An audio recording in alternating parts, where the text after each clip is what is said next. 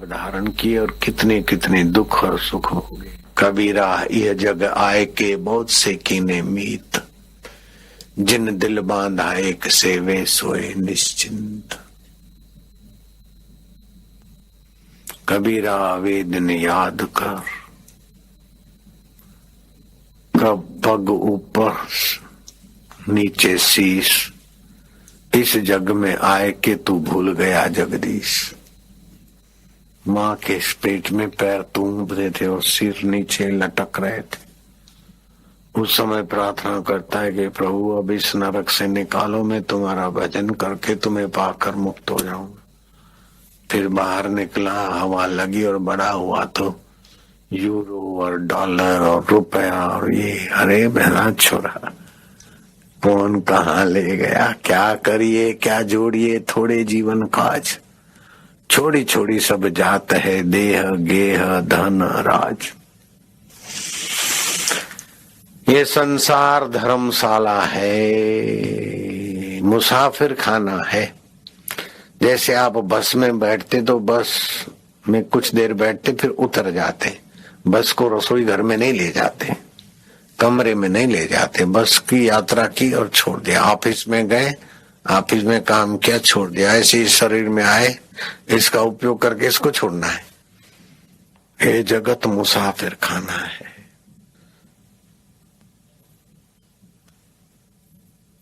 पखी हल्यो परदेस, मोटी मुर नहीं दो।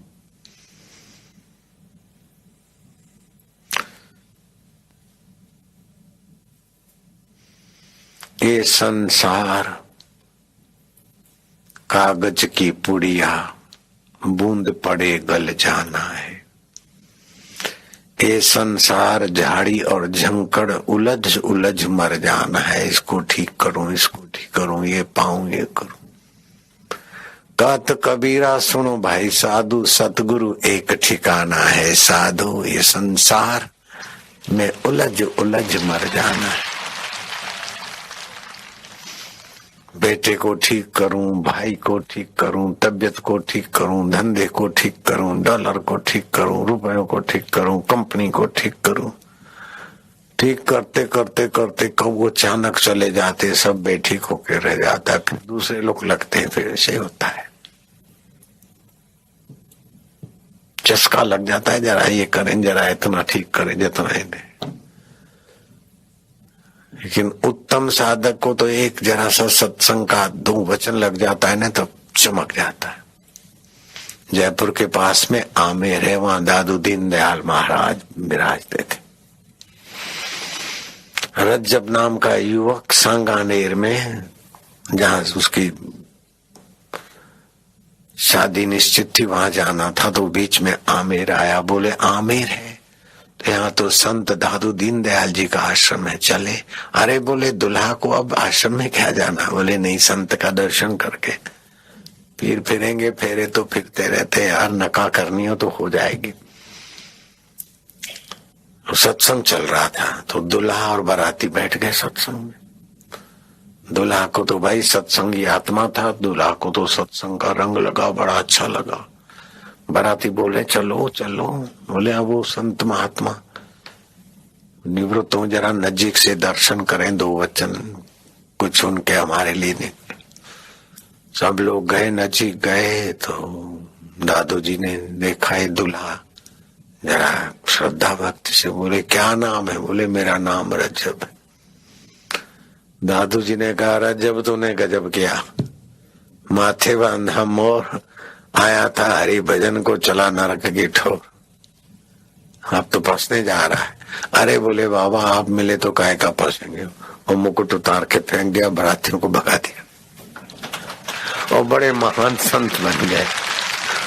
खाली एक जरा सा सत्संग मिला, आपने तो तालियां बजा दी, फिर क्या आप तो फिर वही करोगे, वही खाओ पियो और झूठ कपट, ये मेरा तेरा, बस तालियां बजाने से क्या हो जाता है, आपको क्या असर होती। ऐसे दूसरा एक कवि था, दादू दीनदयाल जी के पास आया। उसने देखा बड़ा प्रभावशाली है, लेकिन कविताएं इश्क की गाता है, लवर लवरियों की। नैन का चैन चुरा कर ले गई, ऐसी गाता। तरस आई इस दादू जी को। अरे बोले इतना कंठ मधुर, इतना रूप लावण्य मधुर, अरे हाड़ मास की प्रीति वाली विकार, काम विकार पैदा करने वाली गीत गाता है यार। तू तो राम रस पैदा करने वाले भजन गाने को पैदा हुआ है, काहे को अपनी वाणी को दुष्ट चिंतन में लगाता है, खुद भी डूबता है, दूसरे भी डूबेंगे गद्दी बातें सुनकर। भगवान के भजन गाना शुरू करना है, ले भजन की चौपड़ी। और फिर तो भगवान के भजन में ऐसा चस्का लगा कि महाराज उसने भी भगवान के नाम का खूब प्रचार करके कईयों को तारा। तो ऊर्जा, एनर्जी, सद्विचार सबके पास है, बुराइयां भी है, जैसा संग मिलता है वो पनप जाती।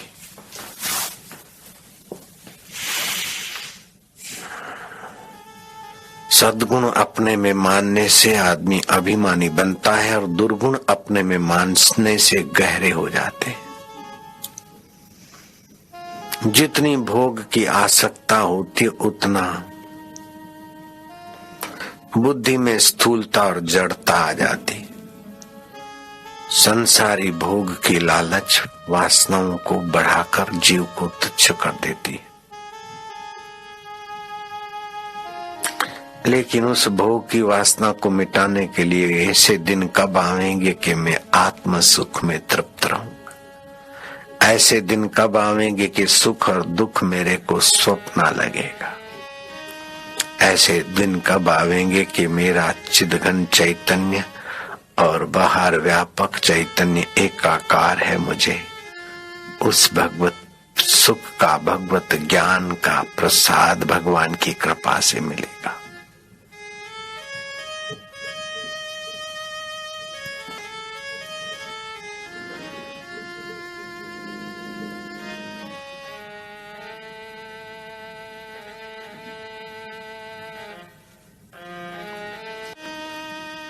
कुएं को भी कोई घेरे होते हैं, वृक्ष को भी कोई घेरे होते हैं। कई तो ब्रह्म राक्षस अथवा प्रेत भी वृक्षों के मालिक अधिष्ठाता हो जाते।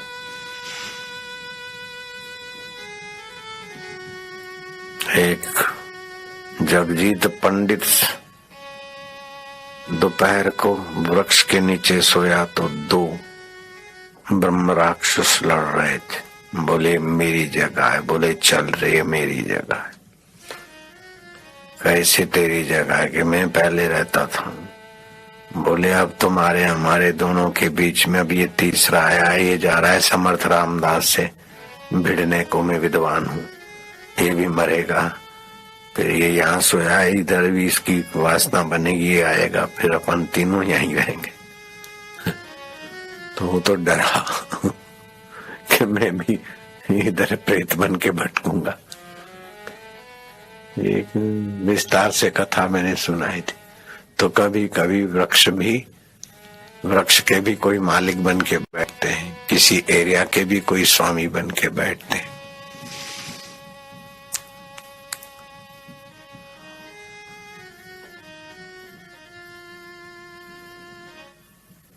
इसीलिए कोई जंगल में इधर उधर वृक्ष मालिक है, वृक्ष का कोई अधिष्ठाता है और वृक्ष की नींद खराब की तो उस अधिष्ठाता ने गिरा दिया धड़ाक से, छोरे को फ्रैक्चर हो गया। ऐसा एक दो नहीं, तीन तीन को मैंने देखा सुना है। तो मानना ही पड़ता है, विवश होकर मानना पड़ता है। अगर आपको इसकी सच्चाई पर विश्वास ना हो तो आप किसी रात को जाकर पीपल पे चढ़ो या पीपल को हिलाओ, फिर देखो क्या होता है। एक आध पीपल छोड़ दे, माफ कर दे, तो दूसरा नहीं तो तीसरा पीपल देवता आकर तुम्हारा गला घोंटेगा। इसीलिए ये प्रयोग न करो, खाली मान लेना। ये शास्त्रीय बात जो न माने उसको बोलो भादरवा सुद चौथ का चांद देख ले बेटे, फिर क्या होता है। तू नहीं मानता है तो खाली चांद देख ले भादरवा सुद चौथ का, अपने आप तो बापू करेगा, लांछन लगेंगे। ये संविधान है ईश्वर का, कार्य कारण के नियम, कर्म के नियम काम करते हैं।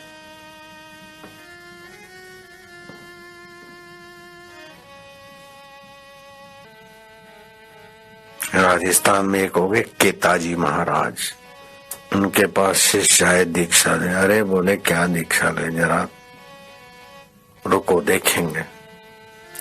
शिष्य भी पक्का था। देखते देखते देखते एक आध साल हो गया, गाय चराते चराते बोले महाराज दीक्षा दो। अरे बोले फिर देखेंगे। अरे गाय एक में से दो चार गायों में से कई हो गई, जंगल में जाए और फिर कभी कभी गुरु के पास आए। ऐसे करते करते गुरुजी ने अपने कमरे तक की सेवा दी। केताजी महाराज आज दीक्षा देंगे, 2 महीने के बाद देंगे, ऐसे करते करते 10 साल बीत गए। गुरुजी भी धड़ाधड़ थे और चेला जी भी पक्का। चेला जावे नहीं और गुरुजी दीक्षा देवे नहीं। एक दिन गुरु ने देखा कि अब देखें। केताजी महाराज ने कहा कि देख जरा मटका उठा, तालाब से पानी भर ला। वो जमाने में नल बल नहीं थे, पुरानी बात है। मटका भर के आया। केताजी महाराज ने कहा कि कौन से तालाब का पानी ना है? बोले फलाने का। छी, उसमें तो भैंसे भी बैठती है। मारी छड़ी, मटका फोड़ दिया। सुबह सुबह पोस मास ठंडी, सूरज उगा नहीं और चेला तो वैसे ही ठुठर रहा है और मटके में मारी छड़ी तो पूरा मटका। बेवकूफ कहेगा। वो दूसरे तालाब का ले गया, दूसरे तालाब का ले आया। अरे दूसरे तालाब का लाया, लेकिन तालाब के बीच से लाया कि किनारे किनारे। अब वो केताजी महाराज समझते तालाब के बीच जाएगा तो डूब मरेगा, किनारे से ही भरना होता है। अरे बोल गुरुजी मैं तो किनारे किनारे से लाके धत्ते रहे, मार दी छड़ी, वो छोड़ा भीग गया। ऐसे 6 बार मटका फोड़ दिया। ठंड में छोड़ा, लेकिन गुरु का द्वार छोड़े नहीं। तो बोले अब जहां चला जा तो अपने घर जाके काम धंधा करो, इन बाबाओं के पीछे क्या लगे। लेकिन जाते जाते एक मटका तो पानी तो दे जा गुरु को। एक मटका पकड़ा दिया, तालाब किनारे गया, मटका रख के बैठ गया। बोले अब जाऊंगा तो मर ही जाऊंगा। तो केताजी महाराज का चेला मटका रख के बैठ गया कि अब तो गुरुजी साथ में मटके को भी मारेंगे डंडा। अब शरीर में तो ताकत भी नहीं, अब मैं भाग जाऊं क्या करूं। धीरे से उठा, गुरु खेला के करके चलने लगा। तुम मटके से गए भी आवाज है कि कहाँ जाता है। देखा कि कौन है, मटके में से आवाज आ रहा है।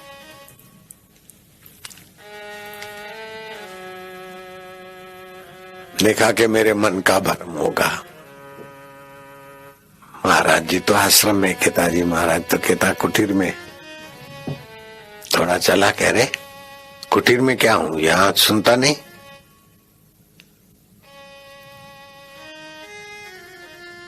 फिर योग शक्ति कहो, ईश्वर की लीला कहो, वो मटका अपनी गाथा गाने लग गया। कह रहे मैं कुहाड़ियों से, कुदाड़ी और फावड़ियों से मिट्टी के ढेर में से कटा। फिर कुम्हार ने मुझ में पानी डाला, मुझे रौंदा। फिर हाथों के थप्पे थप्पे थप्पे आगे पीछे हाथ रख के मार मार के मेरे को घड़ा बनाया। फिर घुमावा घुमावा डाल के और मेरे को कसा। और फिर कुल्हाल पे घुमाते घुमाते फिर धूप में सुखाया और उसके बाद मुझे भट्टी में डाल दिया और पकाया। इतना इतना सहा, फिर भी मैं डटा रहा। तो आज तुम्हारे जैसे भक्त के सिर पर बैठने का अवसर आ रहा और तू जा रहा है। केताजी महाराज का चेला बोले क्या है। अरे बोले तेरे पुण्याई है, इसलिए घड़े के रूप से भगवान तेरे को प्रेरणा दे रहा है। गुरु महाराज की सत्ता कहो, गुरु महाराज का चेतन कहो, तेरे को प्रेरणा दे रहे। उठा मटका, भाग। कहा टायर क्यों बनता है? मटका उठाया जाए गुरु महाराज, गुरु महाराज के पास पड़े, अरे क्यों रे लाया? कि हाँ गुरु जी लाया। चौतरा था तो घर भाग रहा था क्या? बोले हाँ गुरु जी। फिर क्या हुआ? कि गुरु जी मटके में से ऐसी आवाज है। बोले भगवान कैसे समर्थ है, जड़ में से भी ध्वनि कर सकते हैं, चेतन में से भी कर सकते हैं। कैसे रक्षक पोषक, सर्वज्ञता कैसा। तेरे को चेला क्या बनाऊं? तू कौन है जरा सोच। चेला क्यों बनना चाहता है? कौन गुरु कौन चेला? चला चली का मेला। गुरु जी के सामने देख रहा, गुरु चेले जी के सामने देख रहा। अब गुरु ने अपनी ब्राह्मी स्थिति का पूर्ण कर दिया, चेला सीधा गुरु बन गया, चेला बना ही नहीं।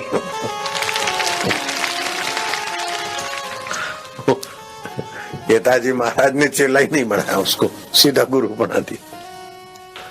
मेरे साथ भी ऐसे ही हुआ, मेरे को भी कोई चेला देने लगी, विधि विधान नहीं, बस आज्ञा कर दिया, हम रहे उसमें।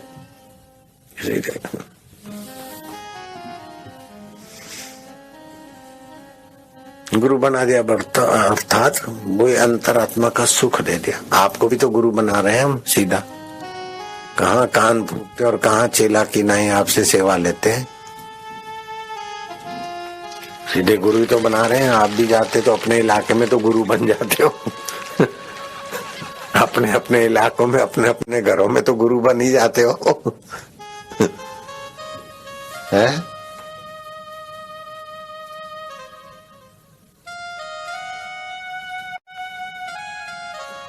कहाँ केताजी महाराज और कहाँ गड़ा,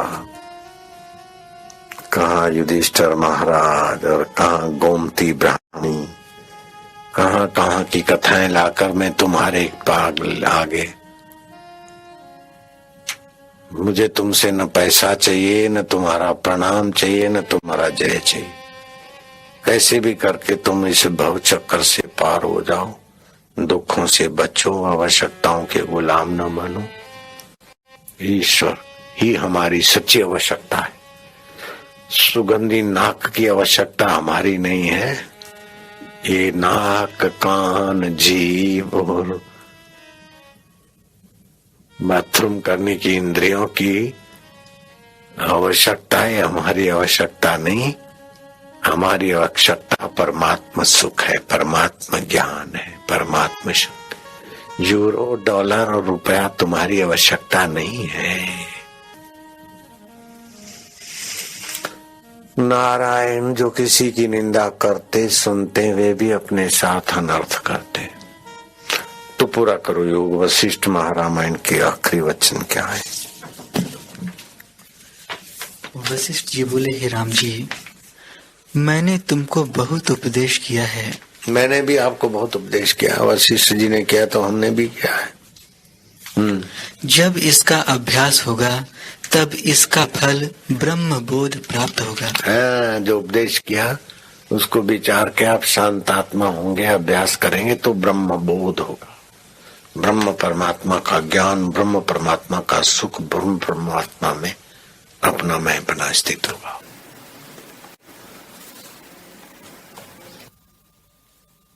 योग वशिष्ठ महारामायण भगवान राम जी को जो उपदेश मिला है, वही उपदेश आजकल आपको मिल रहा है। कितना सौभाग्य आपका। वशिष्ठ जी बोले, हे राम जी, जब निर्मल चैतन्य रूप सूर्य आत्मा का दर्शन होता है, तब संसार के दुख रूप जो तम हैं वे नष्ट हो जाते हैं। जैसे आकाश में सूर्य के उदय होने से शाम रात्रि का तम नष्ट हो जाता है। हे राम जी, जैसे सूर्य का प्रतिबिंब जिस दीवार पर पड़ता है वह दीवार प्रकाश से चमकती है, वैसे ही चित्त जब फुरता है तब जीव को जगत भासित होता है। हे राम जी, दिन के अभाव से रात्रि और रात्रि के अभाव से दिन होता है। इसके मध्य में जो विलक्षण रूप है उसे बुद्धिमान भी नहीं जान पाते। वह तम और प्रकाश दोनों रूपों से युक्त है। हे राम जी, जहाँ दिन और रात्रि सम होते हैं और दक्षिणायन और उत्तरायण की जो संधि होती है, इनके भीतर और बाहर भेद को जाने, तब जन्म से रहित होकर परम बोध को प्राप्त हो। दक्षिणायन उत्तरायण के बीच जो संधि है, ऐसे श्वास गया और बाहर आया, उसके बीच की जो संधि है, वही उसको जो जाने तो वही आत्मा है, वही साक्षात्कार हो जाता है। हे राम जी, यह योग की कला मैंने विस्तार से कही। इसका प्रयोजन यही है कि तुम निर्वाण पद में स्थित हो और आत्म ब्रह्म की एकता करो, जिससे फिर जन्म मरण आदि का दुख तुम्हें न हो। स्थिर होकर देखो, यह आत्मा सर्वदा जागती ज्योति है। उसको त्याग कर और किसी के लिए यत्न करना व्यर्थ है। हे राम जी, अपने अनुभव में स्थित होने में क्या कष्ट है। जो इसे कठिन जानते हैं वे मूढ़ हैं और उनको धिक्कार है। आत्मा परमात्मा में स्थित होने को जो कठिन जानते हैं वे निगुरे हैं, मूर्ख हैं, मनमुख हैं। कठिन नहीं है, जागती ज्योति है जो सदा साथ रहता है। दिन और रात के मध्य में कौन है? सुख और दुख के मध्य में जानने वाला कौन है? लाभ और हानि में तटस्थ कौन है? जीवन और मृत्यु के मध्य में कौन है? उत्तरायण दक्षिणायन के मध्य में कौन है? जिसकी सत्ता से सब हो रहा है वह उसमें टिकना क्या दूर थोड़े है, न दूरे न दुर्लभा। और सब सारों का सार है परमेश्वर आत्मा।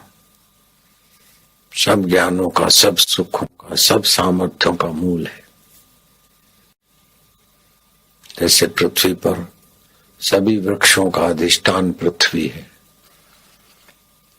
औषध और अन्न का उपजने का मूल सब सूर्य और चंद्र, लेकिन सूरज चंद्र और तुम्हारे में सत्ता उस चैतन्य जहां से मैं स्फुरित होता है, उसकी ओमकार का उच्चारण करके उसी में शांत होते हैं योगी। एक टक देखते देखते शांत।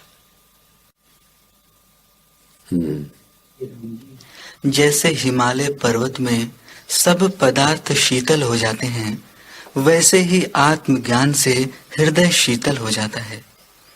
आत्मानंद की प्राप्ति होती है और कोई दुख नहीं रहता। जिसको आत्मपद की इच्छा हो उसको सदा संतों का संग करना चाहिए और सत शास्त्रों को श्रवण कर उन पर विचार करना चाहिए।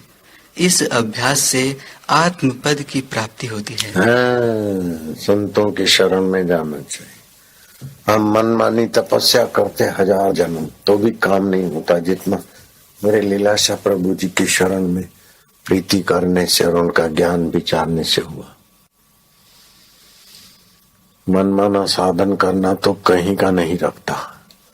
गुरु की आज्ञा के अनुसार साधन करना ठीक है, अपनी कमाई करना, लेकिन सत्संग में और गुरु आज्ञा में रहना माना करोड़पति की गोद चले गए। तैयार माल।